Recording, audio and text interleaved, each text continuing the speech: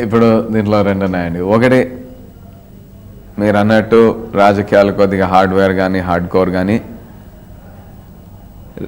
మనకు ఒక డెమోక్రసీ అంటే ప్రజాస్వామ్యం అంటే పొలిటికల్ సిస్టమ్ అనేది ఉండాలి. It's a must. దాంట్లో కొద్దిగా వీక్నెసెస్ ఉన్నాయి మనకు ఇప్పుడు ఉండే పొలిటికల్ సిస్టంలో. కానీ ఆ పొలిటికల్ సిస్టంలో ఏదో వీక్నెసెస్ ఉన్నాయని మనం భయపడి వెనకే ఉండిపోతే రేపు ఎవరు ముందుకు రారో. కాబట్టి ఆ ఉన్న వీక్నెసెస్ని కొద్దిగా రెక్టిఫై చేసుకోవాలి, ఎదుర్కోవాలి అనే మంచి ఉద్దేశంతో ఎవరైనా రావచ్చు, అందరూ కూడా రావాలి. అయితే నేను ఎప్పుడూ కూడా రాజకీయాల్లో ఉండాలని అనుకున్నాను. దానికి తెలుగుదేశం పార్టీ మా అధ్యక్షుడు చంద్రబాబు నాయుడు గారు నాకు అవకాశం ఇచ్చారు. నేను రాజకీయాల్లోకి వచ్చిన తర్వాత కానీ అంతకంటే ముందు కానీ నా అభిప్రాయం అనేది రాజకీయాల మీద పెద్ద మారలేదు. రాజకీయాల్లో ఇప్పుడు muscle power or money power అనేది అంటే ఓటర్లకు డబ్బులు పంచడం అనేది ఇలాంటివి జరుగుతూ ఉన్నాయి. ఆ కరప్షన్ ఏదైతే ఉందో అది ఓటర్ దగ్గర ప్రజలతో స్టార్ట్ అవుతుంది. అందుకని ఆ క్యాడర్లోకి వస్తుంది, అందుకని ఆ లీడర్ల దగ్గరకు వస్తుంది. కాబట్టి ఆ పొలిటికల్ నీడ్, ఆ పొలిటికల్ సర్వైవల్ కోసం, ఆ పొలిటికల్ సిస్టమ్ నిలబెట్టుకోవడం కోసం ఆ కరప్షన్ ఉంది. దాంట్లో కొన్ని చోట వైలెన్స్ కూడా ఉంది. కానీ ఆ పొలిటికల్ సిస్టమ్ అనేదే లేకుండా ఉండలేం మనం. అది ఆ వీక్నెసెస్తో అట్లా ఉంది. అది రెక్టిఫై చేసుకోవాలంటే ఆ ఓటర్లకు డబ్బులు లేకుండా ఎలక్షన్లు జరగాలంటే అది ఎలక్షన్ కమిషన్ బాధ్యత. అది వేరే ఎవరు ఆపలేరు. మా అభిప్రాయంలో ఒక టైం వస్తుంది, ప్రపంచంలో వేరే అడ్వాన్స్డ్ కంట్రీస్లో జరిగినట్లు మన దేశంలో కూడా ఈ డబ్బులు పంచకుండా ఎలక్షన్లు జరిగే టైం వస్తుంది. కాబట్టి ఇప్పుడు ఆ ఎలక్షన్స్లో ఇట్లా హార్డ్వేర్ ఉందనో లేకుంటే ఇట్లా వైలెన్స్ ఉందనో కూడా వెనక్కి ఉండాల్సిన అవసరం లేదు. నేను వచ్చిన తర్వాత మళ్ళీ నేను చెప్పినట్టు నా అభిప్రాయం ఇక్కడ నా యాక్షన్స్ కూడా ఏం మారలేదు. ఆ ఉన్న సిస్టంలోనే ఉండి మేము వచ్చిన ప్రిన్సిపల్స్ తోటే అట్లాగే వర్క్ చేసుకుంటూ పోవాలనే ఉద్దేశంతో ఉన్నాను.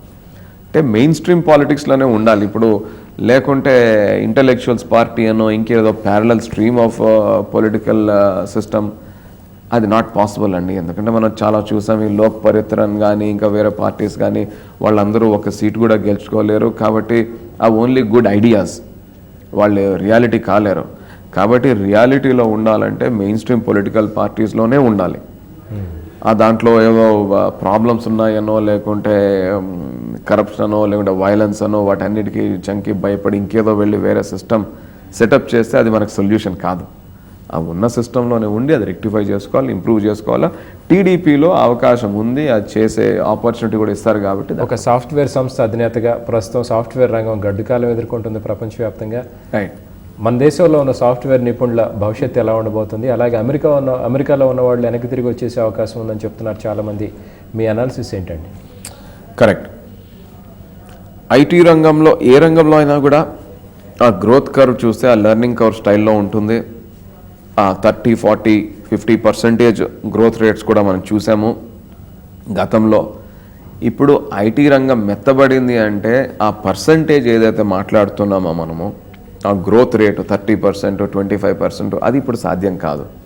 ఎందుకంటే మన చిన్న బేస్ ఉన్నప్పుడు ఓన్లీ 1000 ఎంప్లాయీస్ ఉన్నప్పుడు 40-50% గ్రోత్ వాస్ ఈజీలీ పాసిబుల్. 1000 నుంచి 1500 వెళ్ళేవాళ్ళం. ఇప్పుడు ఐటీ రంగంలో ల్యాక్స్లో ఉన్నారు ఎంప్లాయీస్. 30-40% అంటే ఇయర్లీ మళ్ళీ ల్యాక్స్లో ఎంప్లాయ్మెంట్ క్రియేట్ చేయడం, అది నాట్ పాసిబుల్. కానీ ఇప్పుడు ఉన్న బేస్ మీద 10% గ్రోత్ రేట్ తీసుకున్నా కూడా ఇయర్లీ 20, 40, 50,000 జాబ్స్ క్రియేట్ అవుతాయి. కాబట్టి అబ్సల్యూట్ నెంబర్స్లో తీసుకుంటే గతంలో మనం ఎంత ఎంప్లాయ్మెంట్ క్రియేట్ చేశామో అంతకంటే ఎక్కువ కూడా ఫ్యూచర్లో క్రియేట్ అవుతాయి. కానీ పర్సంటేజ్ తీసుకుంటే 30%, 40% అంత గ్రోత్ రేట్ లేదు.